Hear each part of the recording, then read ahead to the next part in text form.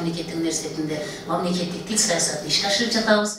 Кыргызстандын президентинин 2023 жылдын 22 сентябрындагы мамлекеттик тил улуттук кут аттуу жарлыгы жарыяланган соң өлкө боюнча мамлекеттик тилди өнүктүрүү жана колдонуу маданиятын жогорулатуу багытында системалуу иштер башталган. Ош мамлекеттик университети бул жарлыкты ишке ашырууну активдүү колго алып, быйыл мамлекеттик тилди жаңылоо, жайылтуу жана бекемдөө багытында бир катар маанилүү иштерди жүргүздү. Ушул иштердин жыйынтыгы боюнча окуу жайдын мамлекеттик тил комиссиясы Ош мэриясына расмий отчет тапшырды. Бүгүн ушул Ошмуда биз бүтүндөй акыркы 3 жылда иштеген бардык эмгектерибизди комиссиянын курамына сунуш кылдык.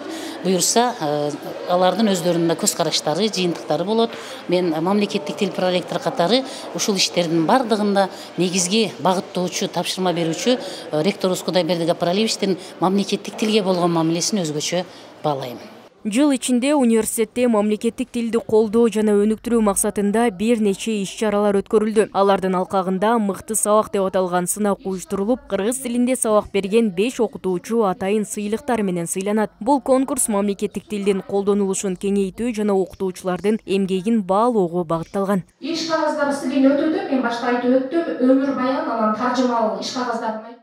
Ошмуда түзүлгөн 9 адамдан турган мамлекеттик тил комиссиясы университеттин бардык факультеттери, институттары жана колледждеринде иш кагаздарынын мамлекеттик тилде жүргүзүлүшүн, ошондой эле өткөрүлгөн иш-чаралардын тил саясатына шайкеш болушун текшерип, атайын рейдтерди жүргүзүп келет. Мындан тышкары 300дөн ашуун окутуучу кыргыз тест мамлекеттик сынагынан ийгиликтүү өтүп, мамлекеттик тилди билүү деңгээлин тастыкташты. Комиссия аткарылган иштерге мыкты деген бааны берди. Окуу жайдан көрдүм.